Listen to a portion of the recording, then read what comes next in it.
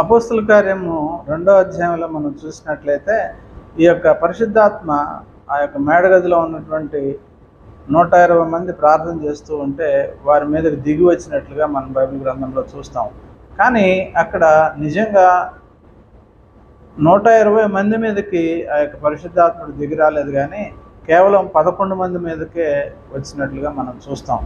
అంటే 11 మంది ప్లస్ పేతురు మీదకి ఆ యొక్క ఆత్మ దిగి వచ్చినట్లుగా మనం చూస్తాం.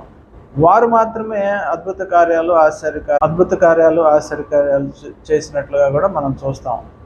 మరి ఈ మిగతా వాళ్ళందరూ కూడా ఏమైపోయారు అని అంటే, వారందరూ కూడా మరి విశ్వాసులుగానే ఉండిపోయారేమో, కానీ ఈ యొక్క 11 మంది ప్లస్ ఈ యొక్క మత్తయ్య 12 మంది కలిసి వారు మాత్రమే దేవుని యొక్క సువార్తను బహుగా ప్రకటించారు. వారి మీద ఆ ఆత్మ ఉన్నది కాబట్టి పేతురు 3000 మందికి ఒకేసారి బాప్తిస్మం ఇచ్చినట్టుగా మనం చూస్తాం.